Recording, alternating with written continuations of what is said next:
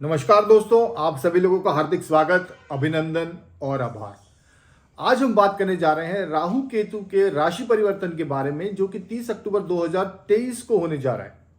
राहु केतु का ये राशि परिवर्तन मीन राशि वालों के लिए किस तरीके के परिणाम लेके आ रहा है, हम उसकी चर्चा करेंगे इस वीडियो में। अगर मीन राशि की बात की जाए तो जनवरी 2023 से मीन राशि वालों की साढ़े साती भी शुरू हो गई है। जनवरी 2023 में शनि महाराज वक्री हो गए थे और अब 4 नवंबर 2023 को मार्गी हो जाएंगे, तो मीन राशि वालों के लिए साढ़े साती के इफेक्ट्स भी हमको देखने को मिलेंगे। अब 30 अक्टूबर को 2023 को राहु आपके लग्न में, मतलब राहु आपके फर्स्ट हाउस में आएंगे, और जो कि आपकी मीन राशि में आएंगे, और केतु कन्या राशि में आएंगे, जो कि आपके लिए सप्तम राशि है। सो जो ये राहु केतु का गोचर होने जा रहा है, ये आपके फर्स्ट और 7th हाउस में होने जा रहा है, और शनि महाराज आपके 12th हाउस में। तो अगर पूरी सिचुएशन की बात की जाए तो ये किस तरीके की रहेगी। देखिए, अगर शनि की 12th हाउस की बात की जाए तो जब से शनि महाराज की साढ़े साती आपको लगी है, आपके खर्चों में बहुत बढ़ोतरी हुई है, खर्चों में, व्यय में बढ़ोतरी। अब वो व्यय हो सकता है वो हॉस्पिटलाइजेशन भी हो सकता है वो घर के किसी मेंबर के कारण भी हो सकता है कि आपने पैसे किसी रिश्तेदारी में किसी को दिए हों, बट डिपेंडिंग अपॉन की बाकी प्लैनेट्स की पोजीशंस मीन आपकी पर्टिकुलरली कुंडली में क्या है। बट अगर व्यय की बात की जाए, खर्चों की बात की जाए, तो शनि महाराज आपके खर्चे 12वें स्थान में होने के कारण बढ़ा रहे हैं।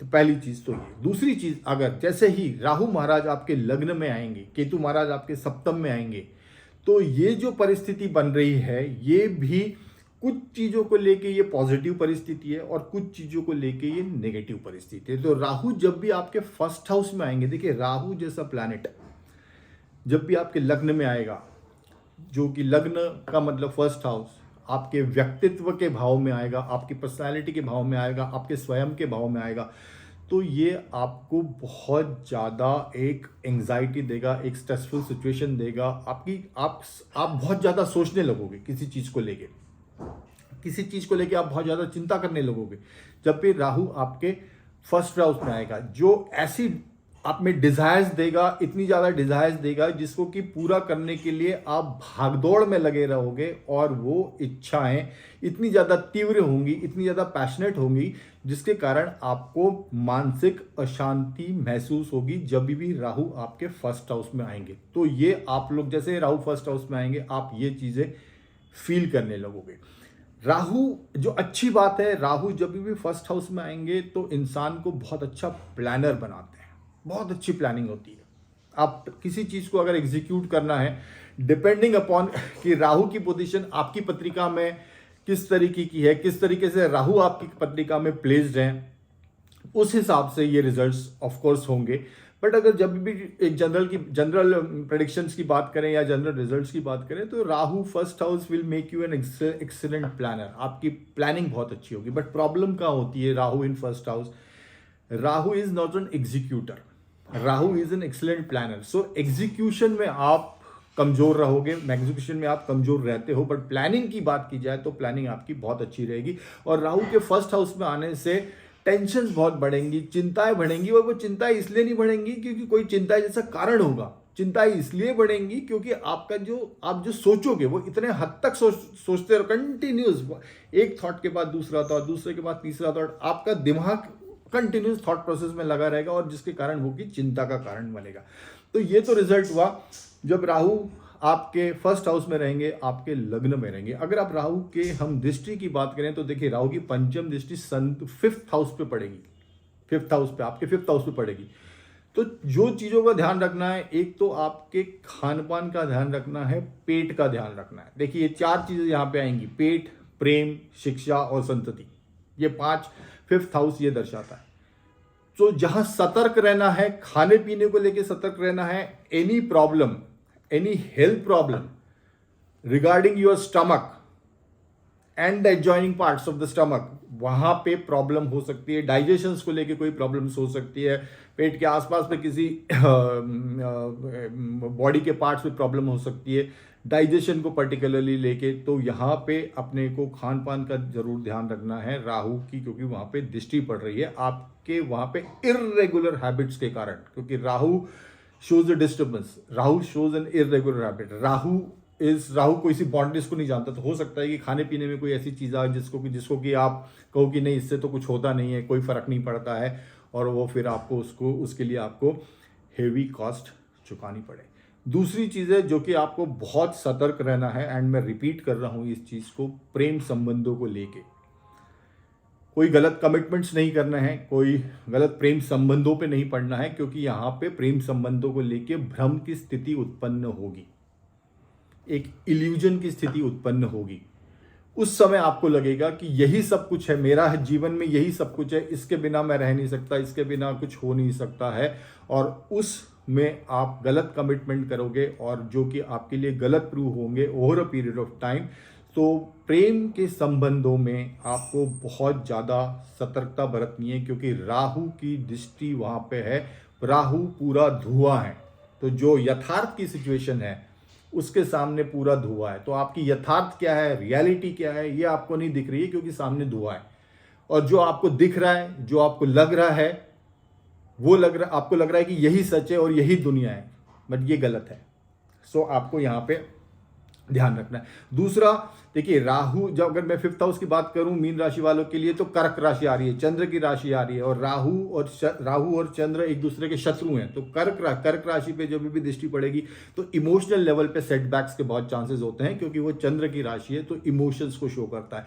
अगर हम तीसरी चीज को बात करें, जैसे कि पेट की बात कर ली हमने, प्रेम संबंधों की बात कर ली, अब हम बात करते हैं शिक्षा की। तो अगर आप स्टूडेंट्स हैं, आप कोई कोर्स कर रहे हैं, या आपको कोई कहीं एडमिशन लेना है, तो हो सकता है कि वहाँ पे आपको चैलेंजेस फेस करना पड़े, कुछ रुकावट आए, तो इन चीज़ों का भी हमको ध्यान रखना है। उसके मैं वीडियो के अंत में आपको उपाय भी बताऊंगा कि जिससे कि हम इन चीज़ों को ओवरकम कैसे करेंगे। और तीसरी चीज़ है संतति। तो बच्चों को लेके, बच्चों के साथ डिफरेंस ऑफ ओपिनियन भी हो सकते हैं, और बच्चों के साथ कुछ मनमुटाव भी हो सकता है, उनकी इच्छाएं कुछ अलग होगी, आपकी इच्छाएं कुछ अलग होंगी, कुछ क्लैशेस होंगे, और आप एग्रेशन में आप उनको कुछ बोल जाओगे।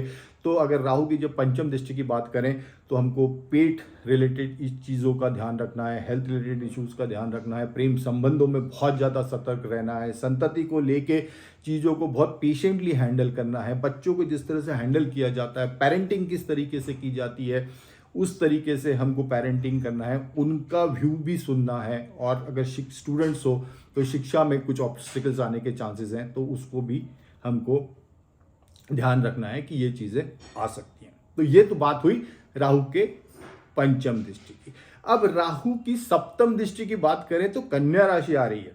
मीन राशि वालों के लिए सप्तम भाव कन्या राशि है, जो कि बुध की राशि है, और बुध और राहु एक दूसरे के मित्र हैं। बट राहु जैसे ग्रह जो कि कोई बाउंड्रीज को नहीं जानता, जो कि बाउंड्रीज तोड़ना जिसका काम है, राहु का अगर नेचर की बात करें तो सिर्फ डिजायर, एग्रेशन, पैशन, ऐसे राहु की दृष्टि जब भी 7th हाउस पे पड़ेगी तो ये एक अच्छी दृष्टि नहीं कहा जा सकती, क्योंकि 7th हाउस एक मैरिज का स्थान है, एक बिजनेस पार्टनर का स्थान है। 7th house is a soft house, 7th house is a house of emotions, 7th is a house of trust, 7th house is a house of caring, coordination, compassion, love.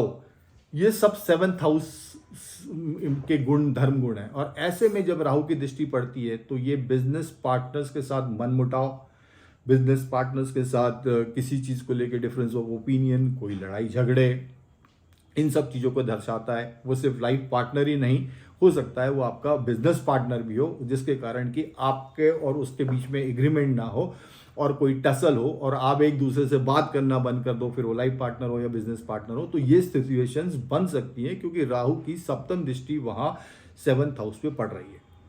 इसमें अच्छी बात एक ये है कि जो 7th हाउस है वो कन्या राशि आ रही है और बुध की राशि आ रही है, जैसे मैंने बताया। तो जो best part of this in 7th house aspect is कि भले ही कितने भी झगड़ी हो जाए, कितने भी मनमुटाव हो जाए, कितनी भी बात बंद हो जाए, बट वो सिचुएशन इतनी वर्स नहीं होगी कि पूरे तरीके से ही सिचुएशन टूट जाए, या डाइवर्स की बात आ जाए, या अलगाव की बात आ जाए या रिश्ता खत्म करने की बात आ जाए, वो सिचुएशंस नहीं आएंगी। बट हाँ, there will be tensions because there will be clashes of ego, there will be clashes of difference of opinion. So विचारिक स्तर पे मतभेद होने के चांसेस है, तो ये आपको ध्यान रखना है, क्योंकि इन सब चीज़ों में आपको इन सब चीज़ों को पेशेंटली हैंडल करना है। सो ये तो बात हुई राहु के सप्तम दृष्टि की। अगर राहु की नवम दृष्टि की बात करें तो भाग्य स्थान पे पड़ रही है, पिता के स्थान पे पड़ रही है, धर्म के स्थान पे पड़ रही है। तो हो सकता है कि आप लॉन्ग डिस्टेंस ट्रेवल्स करो, आप यात्राएं करो और वो फ्रूटफुल ना हो, क्योंकि वहां पे जो राशि, वहां पे जो राशि पड़ेगी वो वृश्चिक राशि पड़ रही है। तो देखिए, वृश्चिक राशि नीच राशि है राहु की, मंगल की राशि है, राहु के लिए नीच राशि हुई। और अगर 9th हाउस की बात करें तो 12th हाउस से, जब 12th हाउस में शनि है आपके, तो जो शनि का 10th दृष्टि है, 10वीं दृष्टि है, वो भी 9th हाउस पे पड़ेगी, और राहु की जो नवम दृष्टि है वो भी 10th हाउस पे पड़ेगी। जो 9th हाउस पे जो इम्पैक्ट है, भाग्य के स्थान पे जो इम्पैक्ट है वो बहुत ज्यादा है। तो इट क्लियरली मीन्स कि भाग्य साथ नहीं देगा, भाग्य साथ देने में अड़चने आएंगी, पिता का साथ नहीं मिलेगा, गुरुजनों का साथ नहीं मिलेगा, उसमें चैलेंजेस हैं, उनसे मतभेद हो सकता है जब राहु की दृष्टि वहां पे पड़ रही हो नवम पे, तो हो सकता है कि धार्मिक दृष्टिकोण जो आपका है उसमें भी बदलाव आए, आपको लगे कि मैं इतना करता हूं मुझको क्या मिला,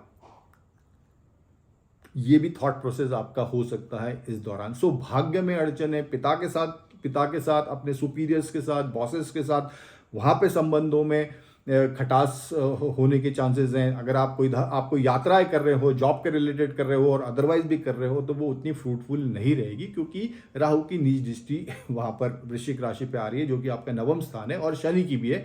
तो उस स्थान पे नेगेटिव इम्पैक्ट जो है वो बहुत ज्यादा है। तो ये तो बात हुई राहु की, राहु जहां बैठे हैं उसके क्या रिजल्ट्स होंगे, राहु की जो तीनों दृष्टि हैं, जो कि पंचम पे पड़ रही है, सप्तम पे पड़ रही है और नवम पे पड़ रही है, उसके क्या रिजल्ट्स होंगे। अब बात करते हैं केतु की। केतु आपके 7th हाउस में, देखिए केतु 7th हाउस में है, वो भी मैरिज का स्थान है। तो केतु जब भी वहां पे होते, जहां भी बैठते हैं, देखिए केतु की जो टेंडेंसी है वो सेपरेटिव टेंडेंसी है, अलगाव की टेंडेंसी है। 7th हाउस में बैठे हैं तो वहां पे रिश्तों में अलगाव करेंगे, चाहे फिर वो मैरिड रिलेशन हो या बिजनेस रिलेशन हो, जैसे कि मैंने आपको बताया। अगर केतु की मैं पंचम दृष्टि की बात करूं तो देखिए, अब केतु की दृष्टि को जरा ठीक से समझ लेते हैं, क्योंकि केतु की पंचम दृष्टि आपके लाभ भाव पे पड़ेगी। तो आपको गेन्स की अगर बात करूं मीन राशि वालों के लिए, तो गेन्स तो होंगे, कहीं ना कहीं से फाइनेंशियल रिलीफ्स होंगे, फाइनेंशियल गेन्स होंगे। भले ही शनि आपके 12th हाउस में खर्चे करा रहे हैं, बट आपको केतु महाराज कहीं ना कहीं से गेन्स जरूर कराएंगे, क्योंकि उनकी दृष्टि लाभ स्थान पे पड़ेगी। केतु की जो सप्तम दृष्टि पड़ रही है वो आपके लग्न पे पड़ रही है, तो लग्न पे राहु ऑलरेडी विराजमान है, तो आपको मानसिक अशांति दे रहे हैं, बहुत ज़्यादा थिंकिंग दे रहे हैं। और केतु की अगर भी दृष्टि की बात करें तो कहीं कहीं आपको कभी कभी आप में भ्रम की स्थिति उत्पन्न हो जाएगी, क्योंकि केतु जो ग्रह है वो भ्रम के कारक है, वो भ्रम बहुत ज़्यादा देते हैं। राहु केतु की अगर बात करें तो हो सकता है कि आपके डिसीजन मेकिंग, आपके हेस्टी नेचर के कारण, आपकी जल्दबाजी के कारण, आपकी डिसीजन मेकिंग में, आपके एग्रेशन के कारण डिसीजन मेकिंग इफेक्ट हो। तो आपको जो भी डिसीजन लेना है वो सोच समझ के लेना है। कोई भी थॉट अगर दिमाग पे आए डिसीजन लेने के टाइम, तो वो थॉट को कुछ दिनों तक दिमाग में सेटल होने दीजिए, पूरी तरह से सेटल होने दीजिए। नेगेटिव सोच लीजिए, पॉजिटिव सोच लीजिए। उस थॉट को कुछ दिन जब अपने दिमाग पे रहता है, आप उस पर विचारों का मंथन करते रहते हो, तो वो थॉट दिमाग में सेटल हो जाता है। जब तक वो थॉट दिमाग में कन्विंसिंगली आपके सेटल ना हो जाए, आप डिसीजन ना लें। यही आपको केतु का मैसेज है, क्योंकि केतु की वहां पे लग्न पे दृष्टि पड़ रही है। अच्छा, केतु की दृष्टि मैंने जैसे बताया 11th हाउस पे पड़ेगी, तो 11th हाउस बड़े भाई बहनों का स्थान है। और केतु की जो नवम दृष्टि है वो आपके 3rd हाउस में पड़ेगी। तो केतु की 3rd दृष्टि नवम हाउस में पड़ना ये अच्छी बात है, इन टर्म्स ऑफ कि आपके पुरुषार्थ में वृद्धि करेंगे, आपके करेज में वृद्धि करेंगे, आपके इफर्ट्स में वृद्धि करेंगे। सो आप में एक जो, और गुरु की राशि है आपकी, तो केतु एक कारक ग्रह भी है आपके लिए, तो आपके पुरुषार्थ में जरूर वृद्धि करेंगे। इफर्ट्स आप बहुत करोगे, हार नहीं मानोगे, हारोगे नहीं। बट यहाँ पे बड़े भाई बहन भी अफेक्ट हो सकते हैं, और 3rd हाउस जो है वो छोटे भाई बहनों का भी। तो इनसे संबंधों में प्रॉब्लम्स आएंगी, आने के चांसेस हैं, मनमुटाव होने के चांसेस है, कोई ना कोई कारण से डिफरेंस ऑफ ओपिनियन होंगे। तो इन चीज़ों का आपको ध्यान रखना है। बट अगर नेट केतु के रिजल्ट्स की बात करें तो केतु का जो ये परिवर्तन है ये आपके लिए लाभदायक रहेगा in terms of finances, in terms of courage, in terms of making efforts. But Rahu का जो ट्रांजिट होने जा रहा है आपके लग्न भाव में या आपके पंचम, सप्तम और नवम में, तो ये राहु का जो ट्रांजिट है ये थोड़ा सा चैलेंजिंग रहेगा, क्योंकि यहाँ पे आपको हर लेवल पे चैलेंजेस फेस करना पड़ेंगे। लव अफेयर्स में चैलेंजेस फेस करना पड़ेंगे, बच्चों को लेके चैलेंजेस फेस करना पड़ेंगे, एजुकेशन को लेके चैलेंजेस फेस करना पड़ेंगे, अगर आप मैरिड हो तो मैरिड लाइफ में चैलेंजेस फेस करना पड़ेंगे, पेरेंट्स के साथ पर्टिकुलरली फादर के साथ चैलेंजेस फेस करना पड़ेंगे, भाग्य में रुकावट हो सकती है। तो this is Rahu. Now this are the general predictions depending upon कि आपके पर्टिकुलरली हॉरोस्कोप में राहु कितने पावरफुल हैं या केतु कितने पावरफुल हैं, या राहु केतु की प्लेसमेंट किस तरीके से हैं, गुरु शुक्र बाकी हाउसेस की बाकी प्लैनेट्स की भी प्लेसमेंट किस तरीके से, तो उस प्लेसमेंट के बेसिस पे we can come to an accurate conclusion कि what is actually going to affect. But these are just general prediction, particularly मीन राशि। अगर शनि, जैसे मैंने आपको ऑलरेडी बताया कि 12th हाउस में है, तो अभी खर्चे बढ़ा रहे हैं, तो ये पूरा जो रिजल्ट्स है ये राहु केतु के राशि परिवर्तन को लेके मीन राशि वालों के लिए ये चीजें होने की संभावना। तो देखिए अब करें क्या, उपाय क्या। एक तो जो बिहेवियरल रेमेडीज मैंने आपको बताई, दूसरी अगर धार्मिक रेमेडीज की अगर बात की जाए तो देखिए हमारा पूरा जो हाउस अफेक्ट हो रहा है वो 9th हाउस अफेक्ट हो रहा है, भाग्य का साथ, पिता से संबंध, और 7th हाउस जो कि स्पाउस का स्थान है, जो कि लाइफ पार्टनर का स्थान है, जो कि बिजनेस पार्टनर का स्थान है। तो रेमेडीज हमको इन दोनों भाव के लिए करना है। तो सबसे पहले रेमेडीज 9th हाउस के लिए है तो वो है काली माता की उपासना। हर शनिवार को माँ काली के टेम्पल में जाइए और वहाँ पे उनके दर्शन करिए। उसके साथ साथ आपको सिद्ध कुंजी का स्तोत्रम करना है। ये है हमारी 9th हाउस के लिए रेमेडी, जिससे कि हमारा जो भाग्य में अड़चने आ रही हैं वो हमारी थोड़ी सी कम होगी और भाग्य का साथ हमको मिलना शुरू हो जाएगा। दूसरी बात करें तो 7th हाउस की अगर मैं रेमेडीज की बात करूं तो श्री कृष्ण जी को, लॉर्ड श्री कृष्णा को रोज तुलसी के जो पत्ते होते हैं वो अर्पित करिए डेली। इसमें जो लाइफ में, मैरिड लाइफ में जो इश्यूज आ रहे हैं वो आपके सॉर्ट होंगे और आपसी प्रेम हस्बैंड वाइफ में बढ़ेगा। सो लॉर्ड श्री कृष्ण भगवान को आपको तुलसी के पत्ते रोज अर्पित करने हैं। This is the second remedy. छोटी सी रेमेडी है बट इसको रेगुलर करिए और आप देखेंगे कि आपके लाइफ में एक पॉजिटिव चेंजेस आएंगे। एक हस्बैंड वाइफ में कोऑर्डिनेशन, प्रेम, ये सब आपको देखने को मिलेगा। So two major remedies, one is Kali माता की उपासना, सिद्ध कुंजी का स्तोत्रम, सेकंड इज आपको लॉर्ड श्री कृष्ण भगवान को तुलसी के पत्ते अर्पित करना है। अगर मैं तीसरी रेमेडीज की बात करूं तो ये आप जरूर करते रहिएगा, क्योंकि ये अपने को अभी अपने को अगले 7-8 साल हनुमान जी की उपासना सतत करते रहना है, क्योंकि हमारी 7.5 शुरू हो गई है और हम हनुमान जी का बजरंग बाण मान लीजिए या हनुमान चालीसा डेली आपको 11 बार, ये अब कम से कम अगले 7-8 साल आपको रेगुलरली करते रहना है, क्योंकि जब तक 7.5 है ये हमारे लिए हनुमान जी की उपासना एक सबसे पावरफुल और एक कारगर उपाय। तो ये 3 उपाय मीन राशि वालों के लिए, आप इसको करके देखिए, आपके लाइफ में पॉजिटिव चेंजेस आएंगे। So please try it. This is all about mean राशि। और ये राहु केतु का ट्रांजिट में आपको क्या क्या सतर्कता बरतनी है ये भी मैंने आपको बहुत डिटेल में बताया। आई होप कि आपको ये वीडियो अच्छा लगा होगा। अगर ये आपको वीडियो अच्छा लगा है तो प्लीज़ चैनल को सब्सक्राइब करिए, वीडियो को लाइक करिए और बाकी लोगों के साथ भी शेयर करिए, ताकि उन लोगों को भी इन चीज़ों का बेनिफिट हो। सो ऑल द बेस्ट मीन राशि, have a great time ahead. Thank you so much, bye and take care.